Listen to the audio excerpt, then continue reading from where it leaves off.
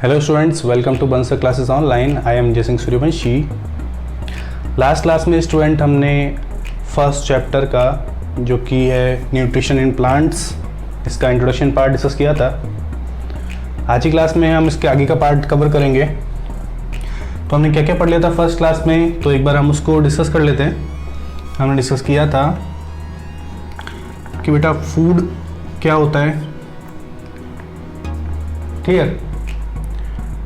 Food की importance क्या है, या फिर बोल सकते हैं फूड की सिग्निफिकेंस क्या है, ये कवर कर लिया था हमने। तो फूड की ज़रूरत किस किस लिए बेटा, फूड क्यों ज़रूरी है, तो फूड से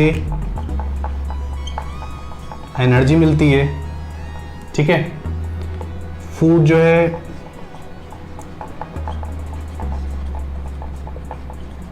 वो डेड सेल्स के रिपेयर के लिए ज़रूरी है, ठीक है। फूड हमें इम्यूनिटी प्रोवाइड करता है, क्लियर, हमें प्रोटेक्ट करता है डिफरेंट डिजीज से। तो हमने फूड डिस्कस कर लिया था, हमने फूड की सिग्निफिकेंस देख ली थी कि फूड हमारे लिए क्यों इम्पोर्टेंट है। ये पार्ट हम कवर कर चुके थे। इसके बाद डिस्कस किया था हमने न्यूट्रिशन प्रोसेस। न्यूट्रिशन प्रोसेस क्या होता है बेटा, न्यूट्रिशन प्रोसेस हमने लास्ट क्लास में डिस्कस किया था। क्या होता है न्यूट्रिशन प्रोसेस, ठीक है, क्या होता है बेटा, तो लिख लेना बेटा अगर नहीं लिखा हो तो। It is a process of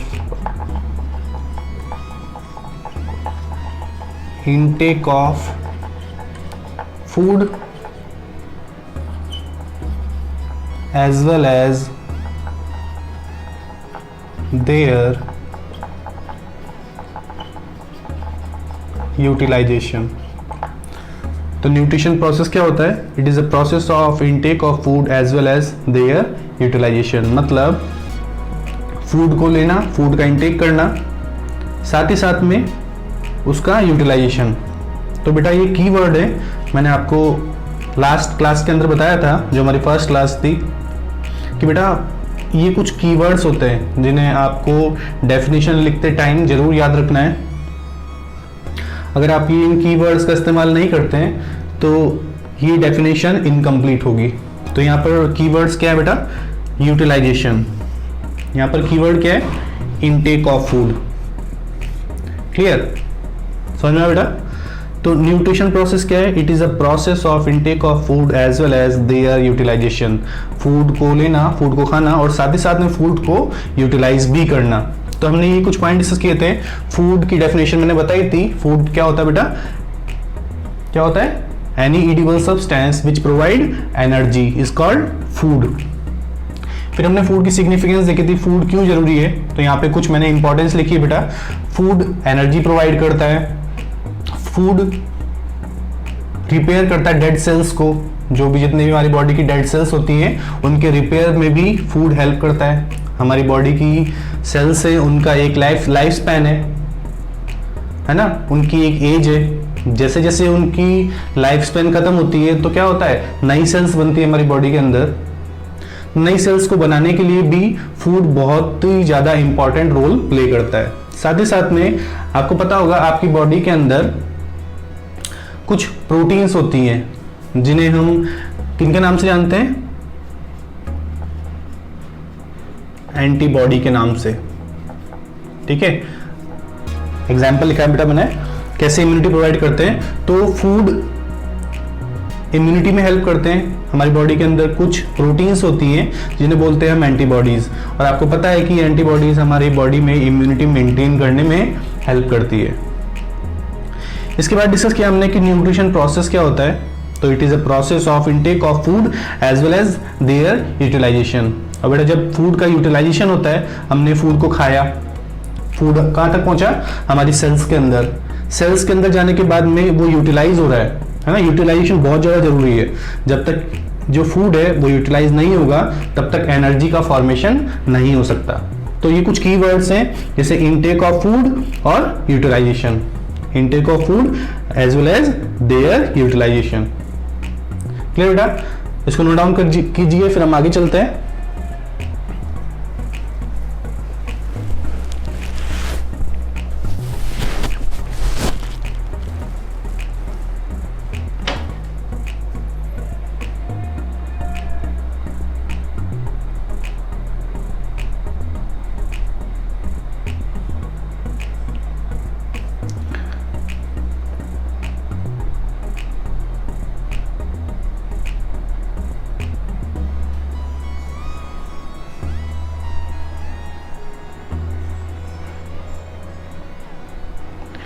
लिख ले बेटा यहां तक। इसके बाद हम देखते हैं कि फूड के अंदर बेटा ऐसा क्या होता है जो कि हमें एनर्जी प्रोवाइड करता है। ये तो लास्ट लेक्चर की बात हो गई, लास्ट लेक्चर पे जो हमने डिस्कस किया था ये तो वहां तक की बात हो गई। अब इसके बाद में हम डिस्कस करते हैं कि फूड के अंदर ऐसे क्या प्रेजेंट होता है जिससे एनर्जी मिलती है। तो बात करते हैं हम न्यूट्रिएंट की।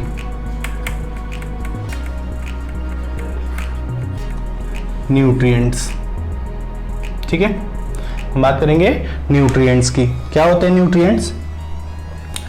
तो बेटा आप जो भी फूड खाते हो, फूड के अंदर काफ़ी सारे अलग अलग टाइप के न्यूट्रिएंट्स प्रेजेंट होते हैं और यही न्यूट्रिएंट्स आपकी बॉडी को एनर्जी बनाने में हेल्प करते हैं। ठीक है, हम आगे डिस्कस करेंगे कौन कौन से न्यूट्रिएंट्स होते हैं। सबसे पहले हम न्यूट्रिएंट्स की डेफिनेशन लिख लेते हैं। क्या होते हैं बेटा nutrients? Nutrients are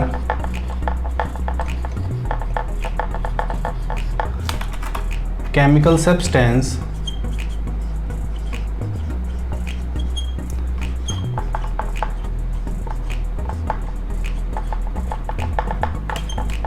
which provide energy। ठीक है, ये न्यूट्रिएंट्स क्या होते हैं बेटा? कुछ केमिकल सब्सटेंस होते हैं और यही एनर्जी प्रोवाइड करने का काम करते हैं। ठीक है, कौन कौन से टाइप के न्यूट्रिएंट होते हैं? अगर हम टाइप्स की बात करें, टाइप्स ऑफ न्यूट्रिएंट की, कौन कौन से टाइप के न्यूट्रिएंट्स प्रेजेंट होते हैं?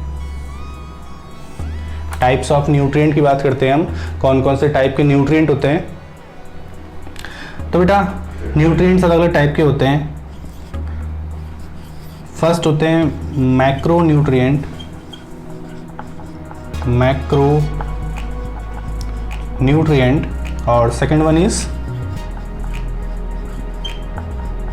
Micro nutrient. Clear? First is macro nutrient and second one is micro nutrient. Macro nutrient कौन कौन से होते हैं और माइक्रो न्यूट्रिएंट कौन कौन से होते हैं? तो पहले हम न्यूट्रिएंट को डिस्कस कर लेते हैं।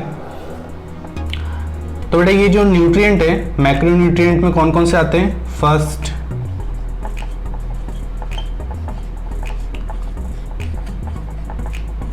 कार्बोहाइड्रेट, सेकंड प्रोटीन और थर्ड आता है बेटा फैट। ठीक है, मैक्रोन्यूट्रिएंट में फर्स्ट आते हैं कार्बोहाइड्रेट, सेकंड आते हैं बेटा प्रोटीन्स और थर्ड है फैट। ऐसे ही माइक्रोन्यूट्रिएंट में फर्स्ट आते हैं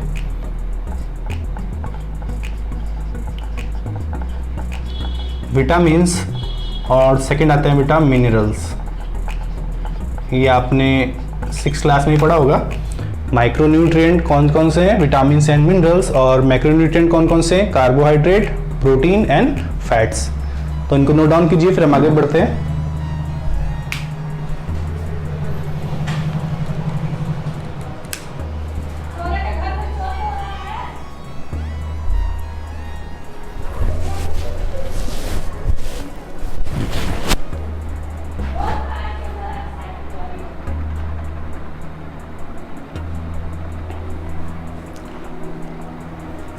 क्लियर बेटा? हमने देखा कि न्यूट्रिएंट्स क्या होते हैं। Nutrients are present in the food, food के अंदर न्यूट्रिएंट्स प्रेजेंट होते हैं। और nutrients are chemical substance which provide energy, ये क्या करते हैं, एनर्जी बनाने का काम करते हैं। और कौन कौन से टाइप है न्यूट्रिएंट के, तो हमने देखा कि 2 टाइप के न्यूट्रिएंट होते हैं। फर्स्ट है मैक्रो न्यूट्रिएंट और सेकंड है बेटा माइक्रो न्यूट्रिएंट। अब यहाँ मैक्रो और माइक्रो का मतलब क्या है, यहाँ पे 2 टर्म लिखी है, मैक्रो एंड माइक्रो। मैक्रो का मतलब होता है बेटा बड़ा और माइक्रो का मतलब होता है छोटा। ठीक है, मतलब ये क्या है, कुछ बहुत ही बड़े सब्सटेंस है, बहुत ही बड़े न्यूट्रिएंट है ये। जैसे कार्बोहाइड्रेट एक कॉम्प्लेक्स सब्सटेंस है, प्रोटीन भी एक कॉम्प्लेक्स सब्सटेंस है और फैट भी एक कॉम्प्लेक्स सब्सटेंस है। मैक्रोन्यूट्रिएंट और माइक्रोन्यूट्रिएंट की हमारी बॉडी के अंदर अलग अलग रिक्वायरमेंट है। जैसे मैक्रोन्यूट्रिएंट क्या होते हैं, जो कि हमारी बॉडी को ज़्यादा अमाउंट में चाहिए होते हैं, पर डे इनकी रिक्वायरमेंट ज़्यादा होती है, तो इसीलिए इनको मैक्रोन्यूट्रिएंट बोलते हैं। हमारी बॉडी को पर डे कार्बोहाइड्रेट की, फैट की और प्रोटीन्स की रिक्वायरमेंट काफ़ी ज़्यादा होती है विटामिन्स और मिनरल्स की कंपैरिजन में। इसीलिए विटामिन्स और मिनरल्स को बोलते हैं हम माइक्रोन्यूट्रिएंट, क्योंकि इनकी रिक्वायरमेंट कम होती है। लेकिन ऐसा नहीं है कि इनकी बिल्कुल भी बॉडी को रिक्वायरमेंट नहीं है, दे आर ऑल्सो एसेंशियल, ये भी एसेंशियल है और बहुत ही ज़्यादा रिक्वायरमेंट है इनकी भी बॉडी को, लार्ज अमाउंट में नहीं, लेकिन एसेंशियल है हमारी बॉडी के लिए, क्योंकि हमारी बॉडी के अंदर विटामिन्स और मिनरल्स बहुत ज़्यादा इंपॉर्टेंट है। अगर विटामिन्स की भी डेफिशिएंसी होती है तो भी काफ़ी सारी डिजीज होती हैं, आपने पढ़ा है 6th क्लास में। जैसे अलग अलग टाइप की विटामिन होती है, vitamin A, B, C, D, E, K, अलग अलग टाइप के विटामिन है। ऐसे ही मिनरल्स भी जो होते हैं बेटा अलग अलग टाइप के होते हैं। जैसे एक एग्जांपल की बात करूं मैं, तो जैसे आयोडीन या फिर आयरन, तो आपको पता है कि जैसे अगर हमारी डाइट के अंदर आयरन की डेफिशिएंसी होती है, आयरन की अगर कमी होती है तो एक डिजीज हो जाती है आयरन की डेफिशिएंसी से, जिसका नाम है बेटा एनीमिया। क्लियर, मैंने आपको क्वेश्चन भी दिया था, जो बच्चे पहले से जुड़े हुए हैं उन्होंने मिनी टेस्ट में ही क्वेश्चन देखा होगा कि आयरन की डेफिशिएंसी से होने वाली डिजीज का नाम है एनीमिया। तो ऐसे कुछ मैंने एग्जाम्पल दिए थे वहां पर। तो कार्बोहाइड्रेट एक कॉम्प्लेक्स न्यूट्रिएंट है, प्रोटीन एक कॉम्प्लेक्स न्यूट्रिएंट है और फैट भी एक कॉम्प्लेक्स न्यूट्रिएंट है।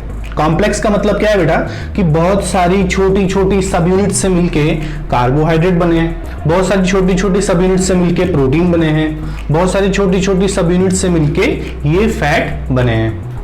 क्लियर, तो मतलब ये कार्बोहाइड्रेट भी एक कॉम्प्लेक्स मॉलिक्यूल है, या फिर बोल सकता हूं बायोमॉलिक्यूल। बायोमॉलिक्यूल का क्या मतलब है कि ये नेचुरली सिंथेसाइज होते हैं, प्लांट बनाते हैं इनको। ठीक है, ये क्या है बेटा, नेचुरली सिंथेसाइज होते हैं। एनवायरनमेंट में इनको बनाने का काम कौन करता है, तो प्लांट, क्योंकि प्लांट फूड बनाते हैं, आपको पता है।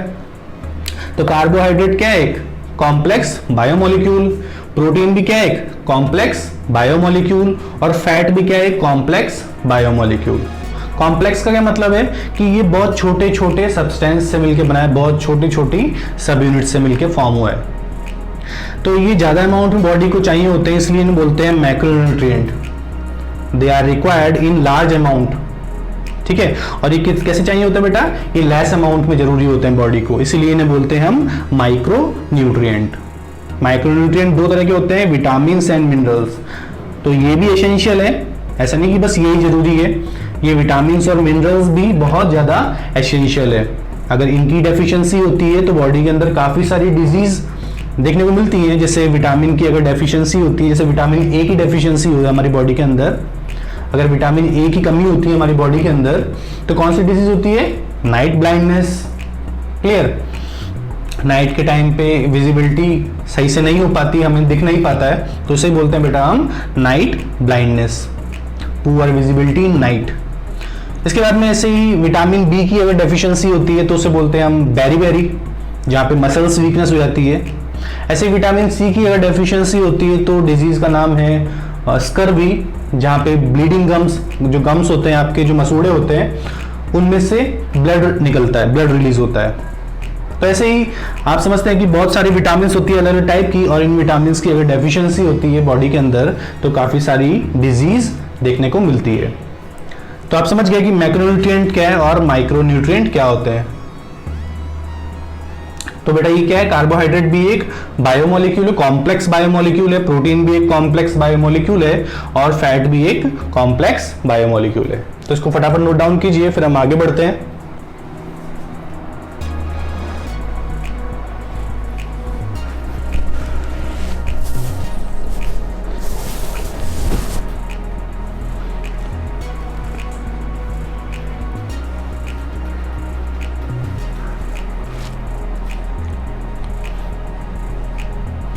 समझ में आया बेटा? न्यूट्रिएंट्स कहाँ प्रेजेंट होते हैं? तो फूड के अंदर प्रेजेंट होते हैं न्यूट्रिएंट्स। ठीक है, न्यूट्रिएंट्स कहाँ प्रेजेंट होते हैं बेटा? न्यूट्रिएंट्स फूड के अंदर प्रेजेंट होते हैं। They are chemical substance which provide energy and they are present in the food. जो भी हम फूड खाते हैं, आप जो भी फूड खा रहे हो, सपोज आप सीरियल्स खा रहे हो या फिर पल्सेस, तो इन सब के अंदर क्या है? इन सब के अंदर न्यूट्रिएंट्स प्रेजेंट है। आप फ्रूट खा रहे हो तो फ्रूट के अंदर भी न्यूट्रिएंट्स प्रेजेंट है। क्लियर? तो न्यूट्रिएंट्स क्या है बेटा? केमिकल सब्सटेंस होते हैं, ये फूड के अंदर प्रेजेंट होते हैं। तो हमने जो बेटा लिखा है कि फूड हमें एनर्जी प्रोवाइड करता है, फूड हमें इन्फेक्शन से बचाता है, फूड हमें इम्यूनिटी प्रोवाइड करता है, फूड हमारी डेड सेल्स को रिपेयर करता है, डेड सेल्स की जगह पर एक हेल्दी सेल्स को रिप्लेस करता है। तो ये सारे हमने फूड के सिग्निफिकेंस लिखे हैं। कई बार आपको अगर ऐसा क्वेश्चन आता है कि न्यूट्रिएंट्स की सिग्निफिकेंस क्या है, तब आप क्या लिखोगे? आपको क्वेश्चन को छोड़ना नहीं है, क्या लिखोगे आप वहां पे? आपको जो भी मैंने फूड की सिग्निफिकेंस लिखाई है, वो सारी सिग्निफिकेंस, जितनी भी इंपॉर्टेंस लिखाई है, बेटा सिग्निफिकेंस का मतलब होता है इंपॉर्टेंस। जितनी भी मैंने सिग्निफिकेंस आपको फूड के लिए लिखाई है, उतनी सारी सिग्निफिकेंस को आप इस न्यूट्रिएंट्स के लिए लिख सकते हैं। सारे पॉइंट्स को उधर वो वाले यहां पर मेंशन कर सकते हैं। क्लियर? अब न्यूट्रिएंट कौन कौन से टाइप के होते हैं? तो हमने देखा कि दो तरह के न्यूट्रिएंट्स होते हैं on the basis of requirement. जैसी रिक्वायरमेंट होती है हमारी बॉडी को, उसके बेसिस पे दो तरह के न्यूट्रिएंट होते हैं जो ज़्यादा अमाउंट में चाहिए होते हैं। ठीक है, जो हमें लार्ज अमाउंट में जरूरी होते हैं, रिक्वायर होते हैं, उन्हें बोलते हैं हम मैक्रोन्यूट्रिएंट। और मैक्रोन्यूट्रिएंट कौन कौन से? तो कार्बोहाइड्रेट, प्रोटीन्स एंड फैट्स। तो ये ज्यादा अमाउंट में चाहिए होते हैं हमें पर डे। माइक्रोन्यूट्रिएंट, तो माइक्रोन्यूट्रिएंट आते हैं दो तरह के, विटामिन्स एंड मिनरल्स। कई बार ये भी क्वेश्चन पूछ लेता है आपको, कई बार ये क्वेश्चन पूछ लेता है आपको कि कार्बोहाइड्रेट, प्रोटीन और फैट, ये तीनों ही एनर्जी बनाते हैं बेटा। कार्बोहाइड्रेट भी एनर्जी बनाता है, प्रोटीन्स भी एनर्जी बनाते हैं और फैट्स भी एनर्जी बनाते हैं। पूछ लेता है कई बार आपको कि सबसे ज्यादा एनर्जी बनाने का काम कौन करता है? ठीक है, सबसे ज्यादा एनर्जी बनाने का काम कौन करता है? कौन सा न्यूट्रिएंट करता है? सबसे ज्यादा एनर्जी किस न्यूट्रिएंट से मिलती है? क्वेश्चन इस तरीके से आपके पास में आता है। ठीक है, maximum energy providing nutrient is, आपको इस तरीके से क्वेश्चन दे दिया और आपको चार ऑप्शन दे दिए, कार्बोहाइड्रेट, प्रोटीन, फैट या फिर विटामिन। आपको कुछ भी रैंडम यहाँ पर ऑप्शन दे दिए, तब आप क्या करोगे? कौन सा आंसर लगाओगे? तो आप लगाओगे फैट्स। फैट्स सबसे ज्यादा एनर्जी प्रोवाइड करते हैं। अगर आप कोई भी ऐसी डाइट लेते हैं जिनके अंदर फैट का अमाउंट काफी ज्यादा है, फैट या लिपिड का अमाउंट काफी ज्यादा है, तो क्या होगा? वो बहुत देर से डाइजेस्ट होता है और बहुत ज्यादा एनर्जी प्रोड्यूस करता है। क्लियर? कार्बोहाइड्रेट और प्रोटीन अराउंड सिमिलर है, ये दोनों एक ही अमाउंट में एनर्जी प्रोड्यूस करते हैं। बिल्कुल थोड़ा बहुत ही डिफरेंस है, लेकिन फैट जो है बेटा सबसे ज्यादा एनर्जी प्रोवाइड करने का काम करता है। माइक्रोन्यूट्रिएंट में जो विटामिन और जो मिनरल्स हैं, ये विटामिन और मिनरल्स प्रोटीन नहीं बनाते हैं, ये सॉरी विटामिन और जो मिनरल्स हैं ये एनर्जी नहीं बनाते, लेकिन ये भी जरूरी है हमारी बॉडी के लिए, ये भी एसेंशियल है। और क्यों एसेंशियल है? तो आपने 6th क्लास में पढ़ा है कि अगर विटामिन और मिनरल्स की भी डेफिशिएंसी होती है आपकी बॉडी में तो काफी सारी डिजीज हो जाती है। इसके बारे में डिस्कस कर लेते हैं एक बार कि कार्बोहाइड्रेट किससे मिलकर बना है बेटा, प्रोटीन किससे मिलकर बना है और फैट्स किससे मिलकर बने हैं। तो आपने यहां तक नोट डाउन कर लिया होगा, मैं इसको रफ कर देता हूं।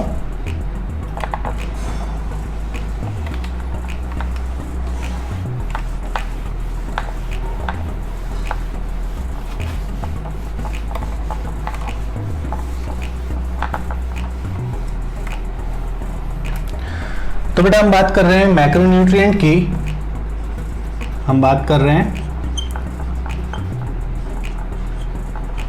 मैक्रोन्यूट्रिएंट्स की। तो आप ये तो समझ में आ गए, ठीक है, कि ये बॉडी के अंदर बहुत ज्यादा अमाउंट में जरूरी होते हैं, है ना। अब कई बार क्वेश्चन बन जाता है, वो डिस्कस कर रहा हूं मैं आपसे कि बेटा कार्बोहाइड्रेट, ये मैंने बोला कि कार्बोहाइड्रेट क्या है, कार्बोहाइड्रेट एक कॉम्प्लेक्स बायोमोलिक्यूल है। क्या है बेटा, ये एक कॉम्प्लेक्स बायोमोलिक्यूल है एक, ठीक है। कॉम्प्लेक्स बायोमोलिक्यूल क्यों, कॉम्प्लेक्स क्यों लिखा मैंने, क्योंकि ये कार्बोहाइड्रेट बहुत सारी छोटी छोटी सब यूनिट से मिलकर बना है। तो किससे मिलकर बनते हैं कार्बोहाइड्रेट्स, कार्बोहाइड्रेट्स के लिए जनरली हम एक टर्म यूज करते हैं बेटा सैकेराइड। ये आपके एग्जाम पॉइंट ऑफ व्यू से मैं आपको बता रहा हूं, ये क्या वर्ड यूज करते हैं बेटा, सैकेराइड्स। कार्बोहाइड्रेट्स के लिए हम क्या टर्मिनोलॉजी यूज करते हैं, सैकेराइड्स, ठीक है। सैकेराइड्स का मतलब होता है बेटा शुगर, सैकेराइड्स का मतलब होता है शुगर। और किन यूनिट्स से मिलके ये कार्बोहाइड्रेट बनते हैं, तो बेटा जब भी कार्बोहाइड्रेट ब्रेक डाउन होते हैं, ठीक है, जब भी कार्बोहाइड्रेट ब्रेक डाउन होते हैं तो क्या बनता है इससे, तो बहुत सारी बेटा मोनोमर्स यूनिट होती हैं, बहुत सारी मोनोमर्स यूनिट होती हैं। तो कौन सी मोनोमर यूनिट से मिलकर बनते हैं ये कार्बोहाइड्रेट, तो कार्बोहाइड्रेट बहुत सारे मोनोमर्स से मिलकर बनते हैं, मोनोसैकेराइड से, ठीक है बेटा। बहुत सारे मोनोसैकेराइड्स यूनिट से मिलके क्या बनते हैं, कार्बोहाइड्रेट, ठीक है। सपोज मैंने एक एग्जांपल बता रहा हूं, मैं तो पिक्चर की तरह आपको दिखा रहा हूं एक, है ना, डायग्रामेटिक रिप्रेजेंटेशन कर रहा हूं कि एक मोनोसैकेराइड यूनिट है, दूसरी मोनोसैकेराइड यूनिट है, तीसरी मोनोसैकेराइड यूनिट है, चौथी मोनोसैकेराइड यूनिट है, पांचवी है। तो ऐसे मिलके क्या बनता है, इनसे कार्बोहाइड्रेट, ठीक है। ये क्या है बेटा, ये सारी क्या है, ये सारी मोनोसैकेराइड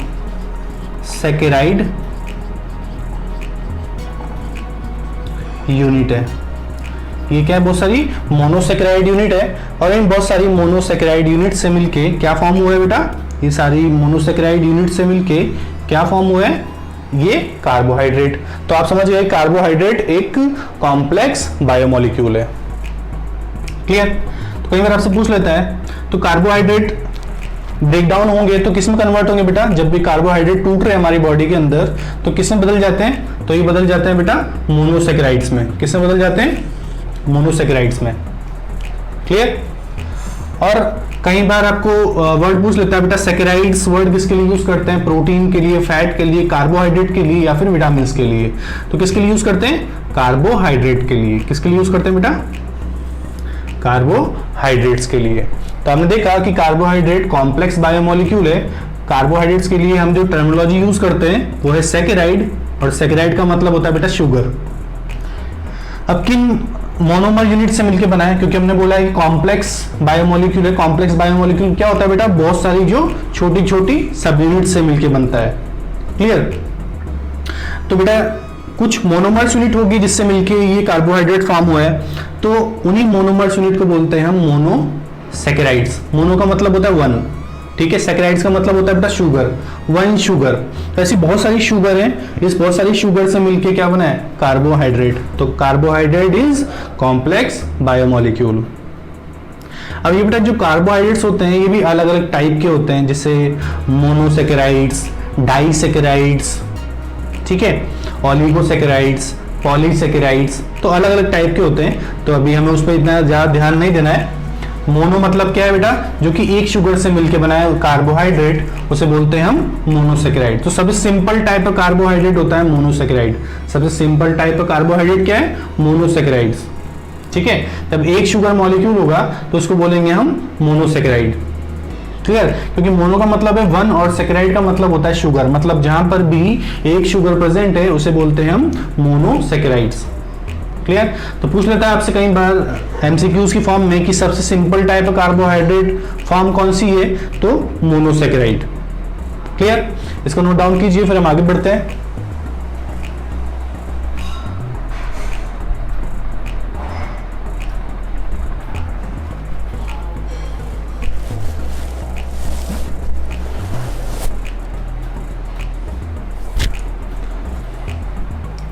तो आपको ये समझ में आ गया कि जब भी कार्बोहाइड्रेट मॉलिक्यूल टूटेगा, जब भी कार्बोहाइड्रेट मॉलिक्यूल ब्रेक डाउन होंगे तो क्या फॉर्म होते हैं?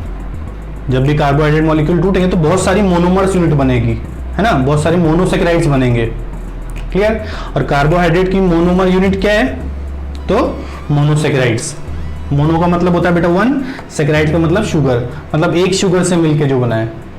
ऐसे ही डाइसेकेराइड्स होते हैं जो कि दो शुगर से मिलके बनते हैं। ठीक है, तो ये आपने नोट डाउन कर लिया होगा।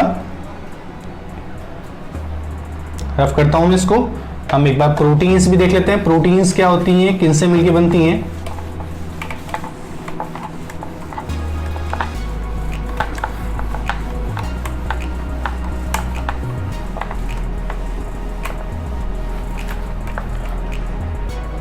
हमने कार्बोहाइड्रेट देख लिया। सेकंड हम डिस्कस करते हैं बेटा प्रोटीन्स को।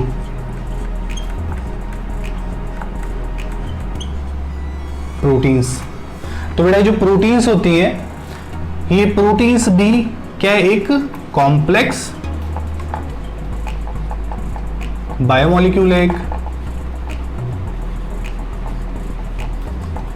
प्रोटीन भी एक कॉम्प्लेक्स बायोमॉलिक्यूल है, क्योंकि प्रोटीन्स भी बहुत सारी छोटी छोटी सब यूनिट से मिलकर बनी है ना। आप इस तरीके से लिख लेना, प्रोटीन्स जब भी बेटा ब्रेक डाउन होते हैं, प्रोटीन्स जब भी टूटते हैं, तो प्रोटीन्स किसकी फॉर्म में कन्वर्ट होते हैं? प्रोटीन कन्वर्ट होते हैं बेटा अमाइनो एसिड्स की फॉर्म में। किस में कन्वर्ट होते हैं बेटा? अमाइनो एसिड्स की फॉर्म में। मतलब बहुत सारे अमाइनो एसिड्स होते हैं और हम उन अमाइनो एसिड से मिलके ये प्रोटीन्स बनते हैं। तो ठीक है, प्रोटीन्स जब टूटेगा तो क्या होगा? दोबारा से इन अमाइनो एसिड्स में कन्वर्ट हो जाएगा। ठीक है, तो प्रोटीन्स एक कॉम्प्लेक्स बायोमॉलिक्यूल है और किनसे मिलकर बनता है? तो अमाइनो एसिड्स से। ठीक है बेटा, यहां तो समझ में आया हमें कि प्रोटीन्स एक बायोमॉलिक्यूल है, कॉम्प्लेक्स बायोमॉलिक्यूल। बायोमॉलिक्यूल का मतलब क्या है बेटा? कि ये नेचुरली अकरिंग है ना।